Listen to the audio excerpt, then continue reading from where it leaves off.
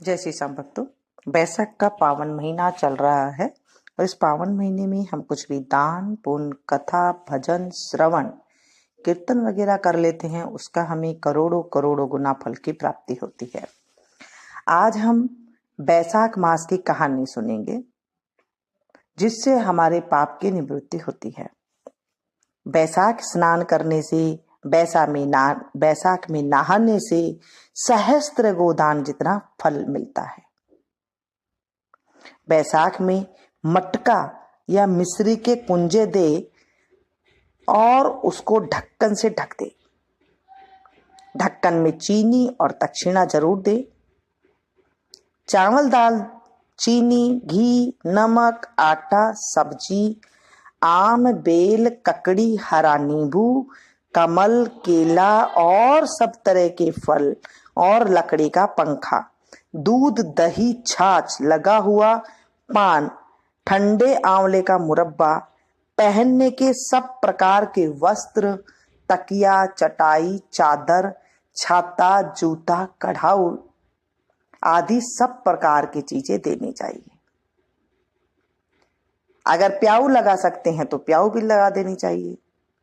दान करने की बहुत सी चीजें हैं जो मैंने आपको बैसाख के महात्म में बताई है। जौ दे सकते हैं, पीतल का दान करना चाहिए। जौ का आटा जरूर देना चाहिए। शहद में तिल मिलाकर देना चाहिए। बैसाख की कथा का स्मरण जरूर करना चाहिए और सुनानी चाहिए। भगवान की पूजा करनी चाहिए। यह है बैसाख मास का स्नान का फल। अगर आपने अभी तक स्नान शुरू नहीं किया है तो आज से जो 5 दिन बचे हैं उसमें आप स्नान कर सकते हैं। इसका भी हमें बहुत बहुत पुण्य की प्राप्ति होती है।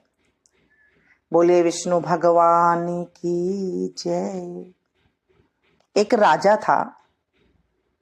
वह सुबह जल्दी उठकर बैसाख के महीने में गंगा जी में नहाता था और कहता था कि मेरे से पहले कोई भी गंगा जी में नहीं नहाए। एक बंदरिया थी जो रोज राजा से पहले नहा लेती और पीछे राजा नहाने जाता था। तो देखा कि जब राजा ने पानी हिलता हुआ और बिखरा हुआ देखा तो उसने पहरा बिठा दिया। सिपाहियों से कह दिया कि मुझसे पहले कोई भी नहीं नहाने पाए।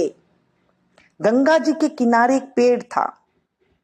उसके ऊपर बंदरिया बैठी रहती थी। डाली के सहारे से उतरकर गंगा जी में नहा लेती थी और पेड़ पर जाकर बैठ जाती थी। बैसाख का महीना पूरा हो गया। उसे एक दिन सिपाही ने देख लिया। उसने देखा कि जब अंधेरे में कुछ भी नहीं दिखता और उन्हें नींद आ जाती तब वह बंदरिया उस समय गंगा जी में नहाती। सिपाही उसको पकड़ राजा के पास ले गया और कहा, ये बंदरिया आपसे पहले नहाती है। राजा ने तो प्रण किया हुआ था कि यदि कोई औरत मेरे से पहले नहाती होगी तो मैं उसके साथ ही विवाह कर लूंगा। अब राजा ने बंदरिया से शादी विवाह कर लिया। धर्म मानने लग गया। बैसाख में नहाने से बंदरिया के बच्चे होने की आशा हो गई। पूरे महीना हो गए। जब बंदरिया ने पूछा, मेरा बच्चा होएगा तो मैं किसे जगाऊंगी?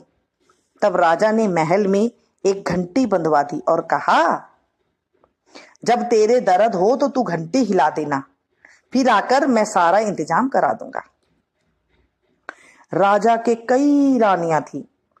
उन्होंने उस बंदरिया से पूछा, ये घंटी किसने बांधी है?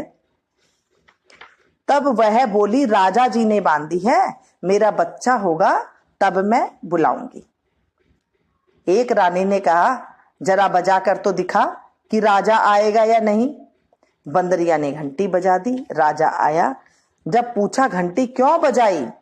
तब बंदरिया बोली, रानी ने कहा था। बंदरिया ने बच्चा होने लगा तो उसने घंटी बजाई पर राजा नहीं आया। फिर रानियों ने बंदरियों से पूछा कि मैं बच्चा कैसे पैदा करूं। तब रानियों ने कहा, आंखों पर पट्टी बांध ले, ओखली में सिर दे दे। फिर बंदरिया के बैसाख नहाने के पुण्य से एक अति सुंदर लड़का पैदा हो गया। होते ही रानी ने राजा को नहीं दिया और दासी को दे दिया और कहा, इस बंदरिया के बच्चे को नदी में बहा दे और बंदरिया के पास आटे को खून से लपेट कर रख दे। राजा ने आकर पूछा, क्या बच्चा हुआ है? तब रानी ने कहा, बच्चा नहीं हुआ, ये ईंट पत्थर हुआ है।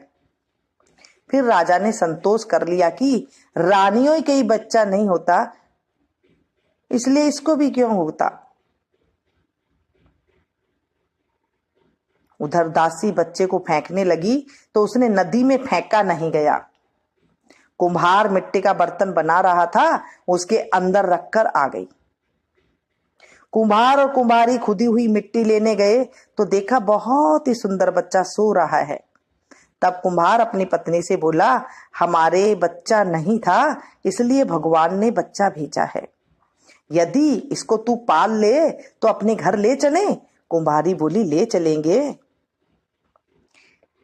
अपनी ही खातिरी तो भगवान ने भी ये भेजा है।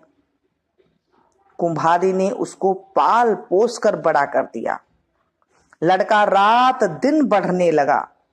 वह कुम्हार मिट्टी का हाथी बनाकर बेचा करता था।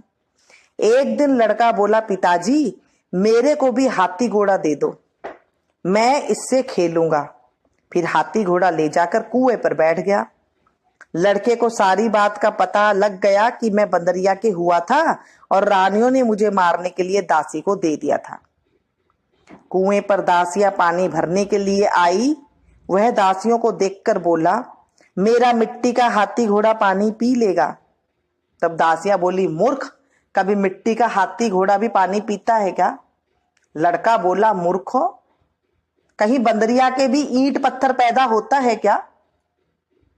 दासियों ने जाकर रानी से कहा, एक कुम्हार का लड़का है, उसने हमें यह बात कही और घड़े पर कंकरी मारकर फोड़ दिया। तब रानी ने जहर का लड्डू तैयार किया और कहा, ये लड्डू उस लड़के को खिला दो। दूसरे दिन वे दासियां उस लड़के को वह लड्डू खिलाने गई तो भगवान ने उस लड्डू को गोंद गिरी का लड्डू बना दिया। अगले दिन दासियों ने आकर देखा कि वह मरा नहीं है और खेलता फिर रहा है। इस पर रानी रूठ कर सो गई। राजा ने आकर पूछा, रानी क्यों सो रही हो? तब रानी ने जवाब दिया, कुम्हार को अपनी बस्ती से ही निकाल दो। राजा ने कहा, ये क्यों कड़वा बोलती है? पर रानी ने जिद करके कुम्हार को निकलवा ही दिया। कुम्हार जंगल में रहने लगा। वहां वह लड़का बोला, पिताजी मेरे को 1 8 करुए और 1 8 गोले बना दो। वह ठंडे ठंडे घड़े भरकर बैठ गया। गणगौर के लिए मिट्टी लेने के लिए बहुत सारी लड़कियां आई। राजा की साहूकारनी भी आई और बगीचे में बैठकर खेलने लग गई। खेलते खेलते प्यास लग गई। ये लड़कियां उस लड़के से बोली, हमें पानी पिला दो।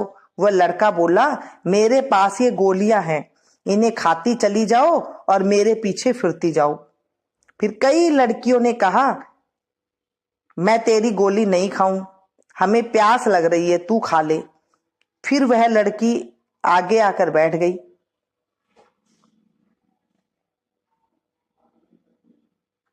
लड़कियां एक एक करके गोली खाती गई और ठंडा पानी पिया और उसके चारों तरफ फिरने लगी। सब लड़कियों के पेट में गर्भ रह गया। लड़कियां मिट्टी लेकर घर गई तो पीछे उनके बाप ने ब्याह का साया निकलवाया तो साया नहीं निकला। जब सावा नहीं निकला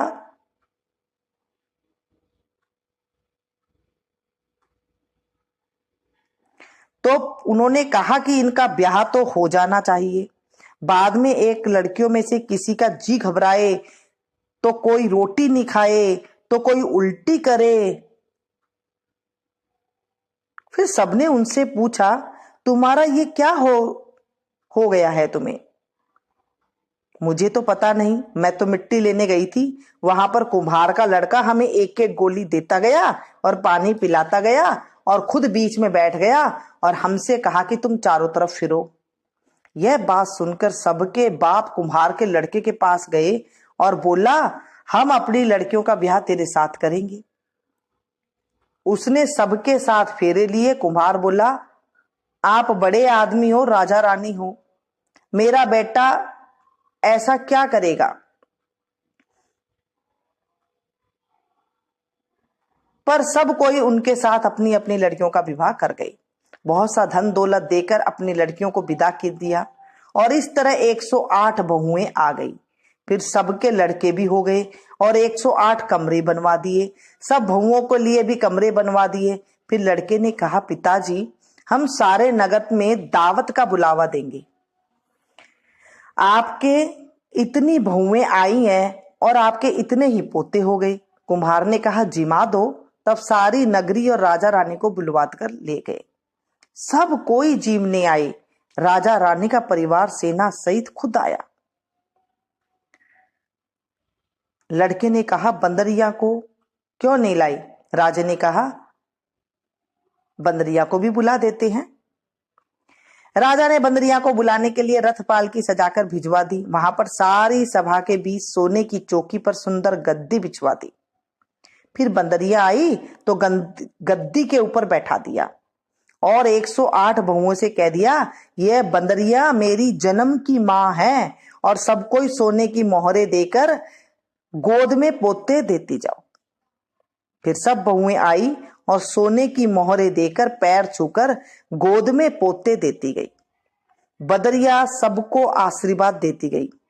राजा की रानियां समझ गई कि यह राजा, और राजा से कहा, ये हमें बुलाकर हमारा अपमान कर रहे हैं, इसके लिए हम जा रहे हैं।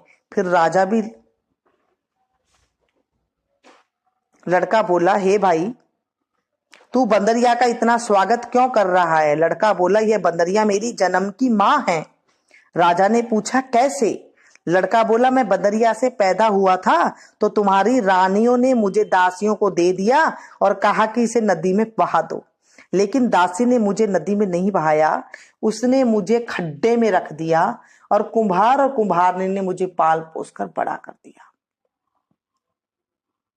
और रानियों ने तुम्हारे से कह दिया कि उसके गारा पैदा हुआ है।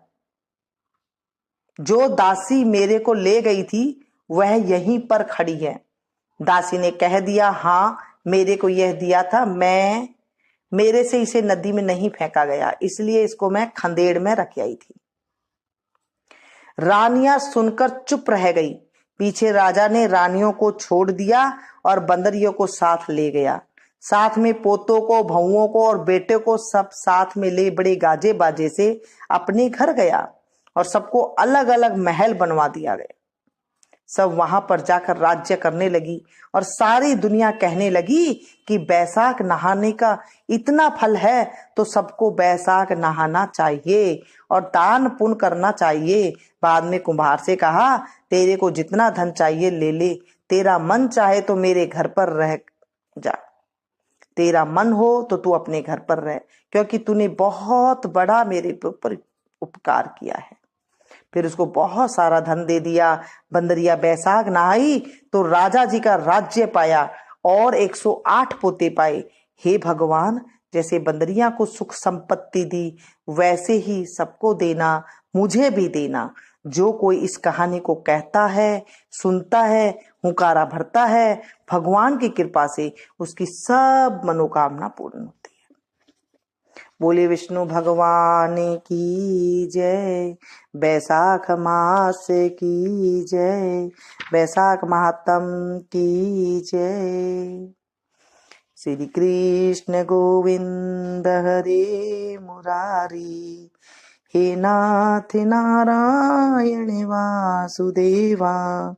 श्री कृष्ण गोविंद हरे मुरारी, हे नाथ नारायण वासुदेवा।